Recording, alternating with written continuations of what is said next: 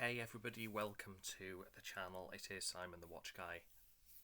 I'm sure you all know by now, if you've been checking out any video really from the past year or so, that my channel is eventually going to come to an end. You know, this has been pretty much an obsession for many years now. So what we're going to do is we're going to dive through, no pun intended, the first watch is actually a diver, but we're going to dive through all of the watches I've purchased for the channel. This might be a long video, so if you're not prepared, maybe pause the video, go and get a drink, come back, maybe have some popcorn as well, and we're going to take a look through memory lane. I started this channel probably, it must have been in about maybe 2016, I think, something like that.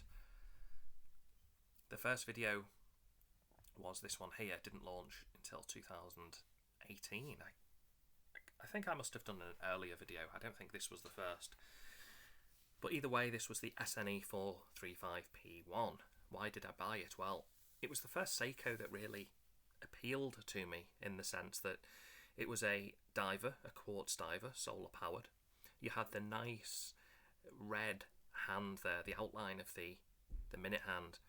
Oh, and the one we're looking at right now, this was the Seiko 1978 tuner, 1000 meter, £2,200. I actually pre-ordered this and I cancelled the pre-order literally at the last minute. If I'd have left it another day or two, I would have had to pay for this watch. Why did I cancel it? To be completely honest, I kind of thought Seiko were being a little bit ambitious with the price. And when I say a little bit ambitious, I mean very ambitious. I mean, 2,200 really? Really? I mean, I know there's so much heritage and history behind the tuners, but no, that money, I'm sorry, it just, I thought that was kind of a cash grab by Seiko. So whatever happened to the SNE 435P1, I ended up selling the watch. I kind of fell out of love with it, and I look back on it now, and it's definitely not one I really miss. If someone out there does like that watch, I completely understand why, because I did as well. I fell in love with the watch, but I fell out of love with it, and I think that is part of the watch journey. Next up, I did a review of the Casio G-Shock, the 5610. Now, for a long time, I thought this watch might be the one that ends the collection. This pretty much has everything. It's got solar power, it's got the countdown timers, it's got the multiband 6, it's got your stopwatch, and being a G-Shock, it's pretty heavy duty. Now, this one generated quite a lot of views. We nearly got 15,000 views on this one video alone. We got 144 thumbs up. Sadly, we got 19 thumbs down. But overall, it did pretty well. And this was kind of, you know, the channel was never, it was about sharing a hobby. I never thought that any video would ever reach these kind of views, you know. I always thought we'd have maybe 200, 300 views at the most, and that would be where the channel maxes out. But no. So I decided, you know what, now we've got an audience, let's continue the watch journey. I noticed I was missing an automatic, so I decided that maybe the Orient Bambino was the next logical step. Orient, or Orient, however you want to pronounce it, had this beautiful version too, the blued dial. It almost, when it hits the light, it's a bit like the Cartier tank, in the sense that the blued hands just really, they just appeal to me. Really love this watch. This is probably the first watch in the collection we're going to see today on this video where I do actually regret selling this one a little bit. It did have a loud rotor when you shake the watch, but in day-to-day and the compliments, I used to take this into work quite often, and it, as you can see by the size there and the domed crystal, it goes right under the cuff. There's no issue. This is one I do regret selling, guys. The date window, again, it was a little small. Perhaps it arguably didn't need a date window. Yeah. Why did I sell this one? I think it was the lack of water resistance. And I know you're going to say, well, it's a dress watch. And you're right. You're completely correct. But in my head, that's That was reason enough to sell it. You know, it didn't have that water resistance. And I'm looking for... I wanted a watch that kind of does everything. And this was part of the journey. I mean, those train track kind of markers. Ooh, I'm looking back at this one and I'm thinking, wow, I do miss it. I do miss this one. Oh, look at this. Would you believe it? A Gruen 510 has just come up on eBay. I'll check that out later. Okay, so let's take a look. Now, this next watch video, this was one of my kind of big hitters, if you like. This goes back to 2017. I think I purchased the watch much earlier than this, actually. But yeah, nearly 12,000 views on this one. 117 thumbs up just to 1 thumb down. So this one did quite well. I actually purchased, as you can see, I purchased 2 Seikos. Now this one here is exceedingly rare. I mean, I've never ever seen another one online. You know, they just don't seem to go up for sale very much. Now, I have sold this watch. Why did I sell it? Well, it wasn't getting a lot of wrist time. I was a little bit scared to wear it because it was so rare. It wasn't worth thousands, you know, it wasn't worth an infinite amount of money. In fact, it was probably worth about £300-400, which is probably, you know, the best part of $500. But I decided to sell it because I thought if someone's going to get more usage out of this, then go for it. Because the LCDs, they only seem to last maybe about 40 years on these particular models. About 40 years. Any extra, you can count yourself lucky, really. And with that being said, yeah, I just figured I'd flip this one.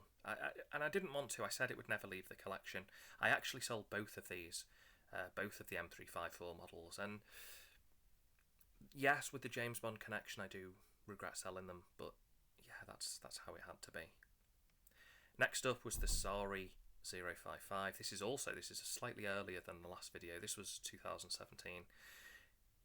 At the time, I was doing martial arts, karate, and this had the kanji. Can you just see that? If I zoom into the video here, just fast forward into the video, you can see it had the kanji date system. And this was a really beautiful watch, and it felt premium, really nice automatic dress watch. But again, something kind of just said to me, no, it's not the one for you. It's crazy how that happens with watches, where after you've handled it for some time, and I'm looking at it now on wrist, and it looks great. It was the right size. I seem to remember it was fairly accurate. The Sari 055, yeah. Oh, on the left, you're looking. We're going to cover that watch soon. Yeah, we're going to cover that Seiko on the left very soon.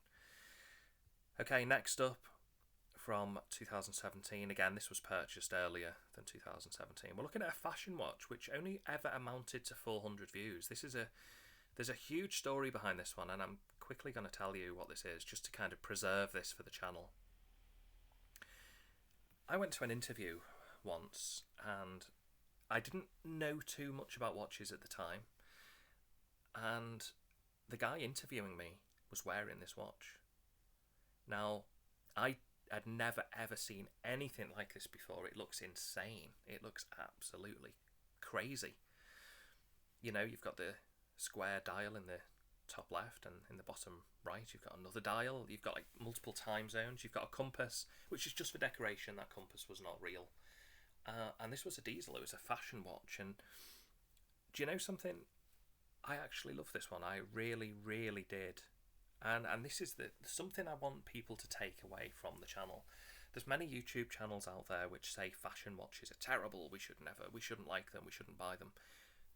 I'm actually the opposite. I think fashion watches have a place. Sure, this thing might not be the best quality in the world. It might not be something, you know, it's obviously not a comparison to, I don't know, a Rolex, Cartier, a Breitling. But there's something special about it. You know, it did what it said on the tin. And you can see by some of the leather wearing off there, or faux leather. I can't remember if it was real now. I think it was faux leather. it was okay. It was a good watch, and I did enjoy it for quite a while. I used to get compliments on it, but really I purchased this because it was a reminder of when I went for an interview and I was offered a job, and the guy wearing it, the guy who gave me the job, was wearing this exact watch. So it's kind of, it meant something. And whether you buy a cheap or affordable or a high-end watch, unless it's really got any meaning attached to it, it'll never really feel like anything other than a watch. Whereas I can look at this one and I can instantly remember that was the time I got offered a job. Next up, we had the SNK 805K2. Now, I've started to experiment with some different intros, some just basic intros for the channel. I was actually using a Mac at this point, and I was trying to maybe make the channel just a little bit more professional. And as you can see, the views grown, but I think that was more to do with the brand rather than the actual effort that went into the video. Now, this one was my introduction really to the 7S26 movement, and I'm gonna go against the grain here. I know people love the 7S26. I honestly thought it was one of the most inaccurate pieces of crap I think I've ever experienced in a watch. It used to be off by 30 seconds a day. Now, I think I got exceptionally unlucky with this one. I've had a 7S26, a few 7S26s since this video. I think this was, I don't know, magnetized. I think there was something wrong with it, because 30 seconds a day, every single day. And I think it actually got a bit worse. So I sold this one real cheap. The person I sold this to, I told them that, look, this is going to need some sort of service, or so they've taken this one. And it's a shame, because it was a nice entry-level watch. And the 7S26, it's a reliable, robust movement. But the particular 7S26 in this one, no, it was awful. It was really poor. So I guess you could say I never really got to get the full experience of this watch. I liked it, and it was that pilot style, somewhat of a Flieger, I guess. But yeah, that sadly had to go. We've already seen this divers. Why have I got this twice on the channel? Oh, that was when I was selling it. Yeah, so 2017 is when I first reviewed this one, and I did actually sell it. Now, next up, we've got the Seiko Chariot, which was a beauty. This was a real beauty. And this is one of the ones I truly and utterly regret selling. This is something I wish I never ever sold. I really, really regret selling this one big time. The reason I think I sold this is because it felt cheap. It really did feel like a £10 or $10 watch. And it's such a shame, because the heritage behind this particular piece, well, not so much the heritage, but more the fact that Steve Jobs worn this model. And it really emphasises minimalism, just pure function in a watch. It's got the 3 hands, it's a 3-hander, and it just tells the time. It's accurate, it's a quartz, it's on a leather calf strap. It doesn't do anything really so special apart from tell the time, and that is the beauty of it. That's not something, it's not a watch where you think, I wish this had more features. It's a watch where you think, yeah, you can wear this to work, you can wear this casually. Obviously, you can't wear this swimming. It's not recommended for that. But this is something I wish I didn't sell. This is real seller's remorse, because you just can't get this anymore. Not for good money now. I mean, you're gonna pay ridiculous amounts to get this watch now. So that's quite sad to look back on that one. Let's take a look at the next one. Now, this one did pretty well. It's got 12,000 views. This was 101 likes. Wow. This is the SNE 498P1. Now, at the time, I'd actually just sold my phone, and I was doing all my recordings on a phone, and I knew really I needed a 4K phone, but I don't think I produced this. I could only do this in 720, and you can see by the surroundings it was dark. But I was actually the first YouTuber, I believe. I've never seen another video dated before this, and I did look. I think I was the first YouTuber to bring this to YouTube, or at least one of the very, very first, and I was quite proud of that. The downvotes on this one, it was just the video quality. So I did later record this in 4K, so we'll be back to that one. The T801A, oh, these were the Chinese Tavises. Yeah, I bought 2 of these. I bought the automatic and the quartz. Can't really recommend either, to be honest. They were real. These are what you'd call cheap watches, not affordable. These are cheap, poorly made, homages. I just don't recommend buying them. Okay, so why I haven't found my exit watch.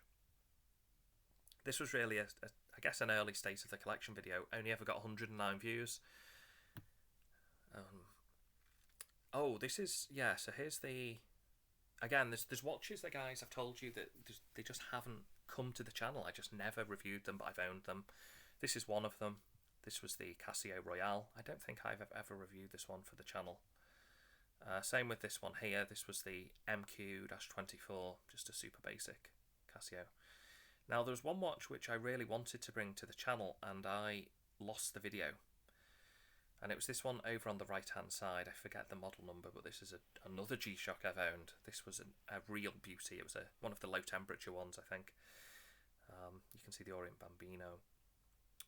I think most of the other ones I brought to the channel. Now, this was the Swatch Random Ghost, which there is a video on this one.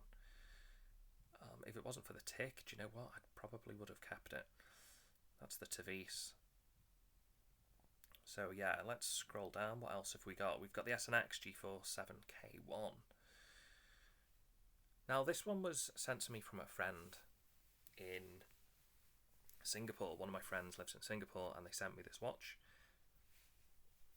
I have to say, this one didn't leave my wrist very much at all, and it really reminded me of just how good the 7S26 can be. This was a lot, significantly more accurate than the other 7S26 movement I had, and this actually looks a hell of a lot better. It sits on the wrist better, it feels better made, and this really restored my confidence in the 7S26 and in Seiko themselves, really, because my confidence did take a dint, you know, when we were looking at the SNK 805K2. But yeah, this one really, you could probably go as far as to say I do regret selling this one. Next up, we've got the Casio A158. We reviewed this one last year. This was when I was desperately trying to move out of a house that I'd purchased. Long story, too long for the channel. But yeah, we covered this one, the A158. It's a fantastic watch. I actually sold this recently. Didn't get much money for it. I actually put most of the money I got for this one just into a charity because it wasn't very much at all. It was probably less than £10. So I think I put £5 into charity and just kept the other £5 because that was postage and packing and all that kind of thing. Next up, we did an end of the channel back in, was this 2019? Yeah. And, you know, we can see the G-Shock. At the time, I was thinking that the 5610 was the G-Shock I was going to stick with forever. Because, let's face it, it could be a one-watch collection easily. So, next up, I started looking towards Bulliver. And I was looking at the chronograph movement, the world's first chronograph. So, this did end up getting purchased for the channel. And... you know, before we come to that one, we'll just take a look at the Random Ghost, the SUOK 111. Now, this one was exceptionally, I can't stress to you how rare this is, especially in this condition. This was brand new. I managed to get in touch with a Swatch dealer way back in 2018, and the Swatch dealer said he has one of these left in his warehouse, just one. You know, would I like to purchase it? As you can see by the views, 34,685 views, and we got 261 thumbs up. Swatch has a massive, massive following, and I think I offended 21 people there by saying the tick just drove me wild. If this didn't have that tick, I genuinely mean this right here and right now on this channel, if it didn't have that tick, I would have sold every other watch I owned and kept this one. To me, from a design perspective, I'm just talking pure design, that is the most beautiful watch I've ever seen in my life. The fact that every single different component has a different colour, the fact that you can see directly into the quartz movement, and it's a Swiss quartz movement at that, But guys, that tick, and also the strap was horrific. That was super, super, super poor quality, actually. And that's why I had to sell it, because, you know, Swatch has got this pretty good reputation. Oh, that movement is just beautiful to look at, but it was that loud, the tick. It was just exceptionally poor quality in that sense. And yeah, the strap, it was just terrible. The strap was actually terrible. It just wouldn't contour around the wrist nicely. Okay, we've already looked at the Tavises. Again, couldn't recommend those. This was a Christmas episode for 2018. Next up, I actually purchased a clock. Yes, a clock, a Napoleon clock. This was the QXJ013B, and surprisingly, this got 3,000 plus views, 21 thumbs up. This was a beautiful clock, and still use it to this day. Never going to sell this one, because it's just a work of art. It's using, you know, this is real wood as well. This is real wood.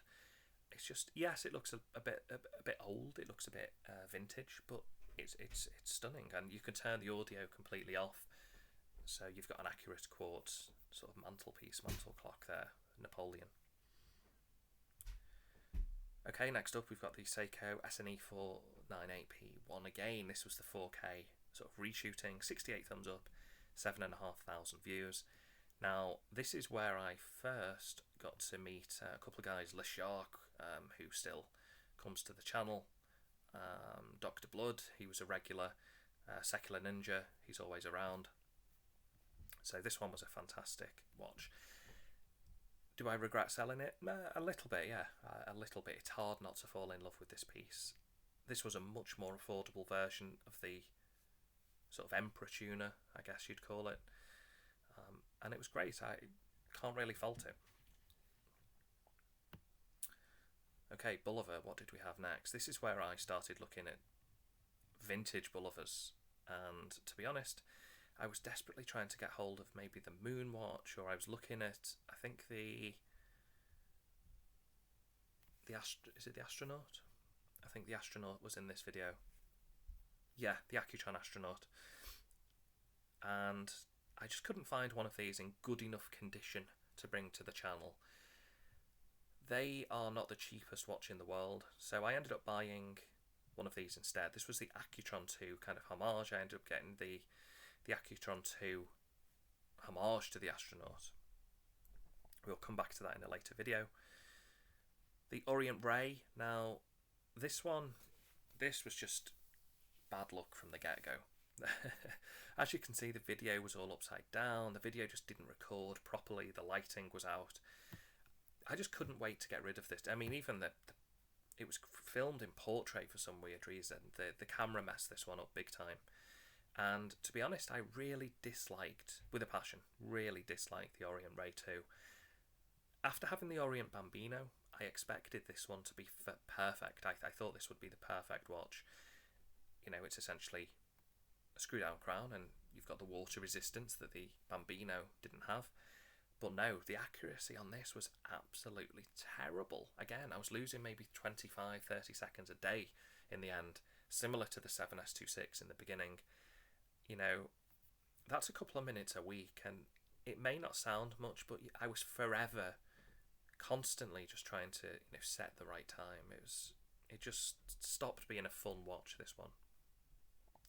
Whether I got unlucky, I'm not sure. Okay, next up we have the Casio DW291V. So this, I did an unboxing for this, and I never did a full review. I've actually since sold this one.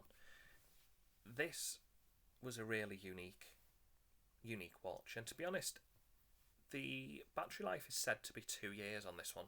I think if it had a longer battery life, I probably would have kept it in the collection. Now, I didn't own it for 2 years, so I don't know. Maybe it goes beyond 2 years, but people who have owned it said no, it is about 2 years. So I decided to flip this one, and yeah, no longer in the collection. Okay, next up we've got the Casio Gw B5600. Now, I brought this to you in a negative display before I upgraded it to positive.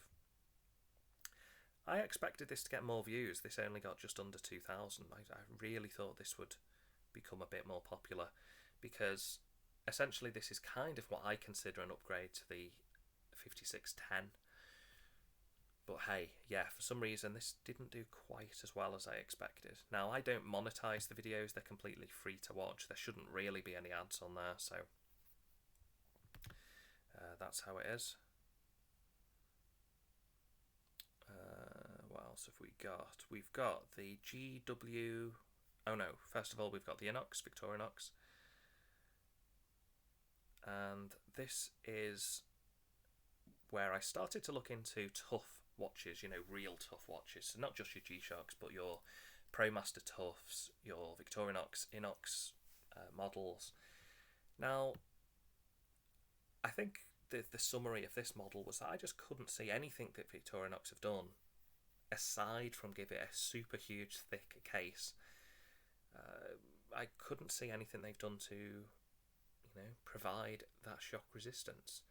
So this one unfortunately had to go, and it's a shame because I love the design. I think the design looks great, but just in terms of what have Victorinox done, you know, Casio put gel inside their watches. Casio really ensure that they are completely, you know, shockproof, tough, and yeah, for some reason I didn't get the sense that Victorinox have, aside from giving this a really thick, super thick case, what else have they done? So I didn't want to, but I kind of flipped this one because I think I was expecting a bit more. And obviously, with it not being solar powered, and when I actually purchased it, the battery had run down. Now, the battery had run down, I think, in maybe less than 3 years, and it was advertised as 6. It should have had a 6-year battery life with a Ronda base movement. Yeah, I actually flipped this one. Okay, next up, we are looking at the GW B5600 Bc, this one in yellow, that left the collection because I had just modded the B5600 with the blue surround. Yeah, what can I say? That's the one that took its place. Now this had the resin strap.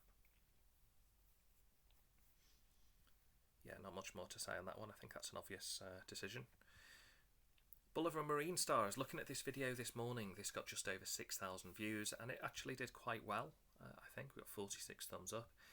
I kind of regret selling this. This is the video that really made me realise how good the Miyota movements are. I think this had the 8215 Miyota. It was just a complete and utter workhorse. Honestly, this thing, it was accurate to, I think, within about 15 seconds, maybe 10 or 15 seconds a day it was accurate to.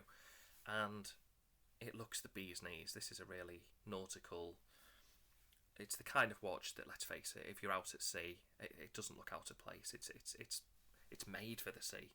So this was a beauty. I kind of do regret selling this one, but I had to make way for more watches because I'm not sponsored on the channel. So I had to make sure that there was more funds, more money coming into the channel. So I sold this one and I used that money to purchase more watches. State of the collection video, you can see pretty much everything I had at that point. The Bolivar in the bottom right, that was the moon view, and over on the right hand side, bottom right, that was the space view. I flipped both of these, and unfortunately I didn't want to, but kind of at this point, at April in 2020, earlier this year, we'd entered lockdown, and it really dawned on me that, you know, I've been officially collecting watches now for 4 years, since 2016. And it kind of dawned on me that I really seriously need to slow down on the collection and actually maybe reduce the collection. So it was at this point I did a state of the collection video and I started to rate and kind of rank the watches. And the Victorinox Inox, that was about to get sold. That B5600 Bc, that was about to get sold. The two Bolivars in the bottom right, the Marine Star, all of them were getting sold, and then some of the Casios as well. When I sold those, that made way for the Citizen Promaster Tough. Now, I got this in the Cordura, in the black strap, and to be honest, I sold this to a family member, but the only thing that annoyed me about this particular watch was the seconds hand didn't hit flush, which was a little bit, well, not a little bit, it was very disappointing. I'm not going to lie, it was very disappointing. But the overall watch was absolutely fantastic. Really beautiful looking thing, super hard wearing. You just couldn't really fault it. The only reason I got rid, again, was purely because the seconds hand didn't hit flush, and it just annoyed me. Things like that really get to me. I'm not sure why that appears 4 times on the watch list, I'm not sure. But anyway, let's move on to the Nighthawk. After this, I bought the Citizen Nighthawk, and I sold this maybe within, gosh, I must have sold this within 3 weeks of owning it. Now, this has never done so well. It's only been up for 2 months, but we only ever got 185 views. I did amass 435 subscribers, so I'm a little bit surprised that more of the subscribers didn't check this one out. I thought this would get a minimum of 400 or 500 people viewing this particular piece, but no. So quite strange. Not sure why. What happened there? Reason I sold this one, it was just a scratch magnet, guys. The strap and the back of the watch, it was just, even after just a week or 2 of owning it, it was just covered in scratches. And I take extremely good care of them, so it just didn't instill much confidence. I've heard people have had it 15 years, and I do believe that it can run for that long, but I think the state of the case after 15 years, it would probably show its age. So I decided to get rid of this one. We're going to skip that state of the collection. We'll quickly take a look at the grey market experience. So as you all know, I had a bad experience with Joma Shop. The update on that is I did eventually get a refund. I had to use PayPal, do a PayPal case to go ahead and get my refund. So I wouldn't, unfortunately, shop with them again. But this is the watch I purchased. This was the CB0011-00E, and it's a great watch. What can I say? It's a little bit big. I think this is a 44mm. It's a little bit big, but there you go. Okay, next up, this is where I started falling in love with the Casio Mtg-M 900-1JF. I actually own 2 of them, and I've got a third on the way, and I'm going to use them for parts. If it ever breaks, I'm going to use that Casio for parts. But now we're looking at the Citizen. This is the one from the previous video. We've got that G-Shock over on the right hand side. So yeah, I've kind of come full circle, I guess. I started off in 2016 with G-Shocks, and just to I want to really make the point that the collection didn't start in 2016. I've had plenty watches before then, but the collection really started taking off in 2016. That's when, you know, things started getting a bit crazy. The next watch I purchased was the we've talked about this one. Let's move on to the Promaster Tough. This was the next one I purchased. This was the BN0211-50E, and this is the stainless steel version of the one on the left there. Same watch, same kind of quality. The one on the right does hit the markers a little bit better and just gives it overall feeling of slightly more toughness in terms of the strap. Still got this one in the collection, and will it stay, will it not stay? I'm not entirely sure. But either way, even if it doesn't sell, it's still a really beautiful watch to look at. Okay, the biggest purchase of the channel. This video just went up just 4 days ago. Again, this is doing okay on views just for 4 days. You know, I'm a small channel, self-funded. I don't do any promotions. We got 7 thumbs up on this one. This is the Cartier tank with the stainless steel strap. It did come with the calf leather strap, but I switched it out for the official Cartier strap. This is probably going to stay in the collection for a long time. It just doesn't make financial sense to sell Cartiers unless you want to lose money, because yeah, these things are not, you're just not going to make money on them. You generally buy these if you like the watch, you enjoy the heritage, the history, and I think that's what I'm going to do. This is going to be used for events, you know, maybe it's a birthday party, maybe it's an award ceremony, you know, that kind of thing. That's where this watch is suited to. I do think you can wear this casually, but I think there's a time and a place for a Cartier tank. Okay, heading up towards the last two videos now. And I talked about this one. I'm wearing this one as we speak. I'm actually wearing this right now. And this is one of my favourite G-Shocks that Casio have ever made. It is just completely functional. It's designed in such a way that it's robust, it's tough. The text, the actual font size, it's huge, it's readable. And I think this is my everyday beater. This is kind of how I will ultimately end the channel. Now this watch, I believe, if I am not mistaken, was launched in 2016. This is the Mtg-M version. That M is important because this is the upgrade. The Mtg-900, that was the previous model which was launched many years before. But this version has multiband 6, it has solar power. So if you are going to get one of these, make sure you go for the M900 instead of just the 900.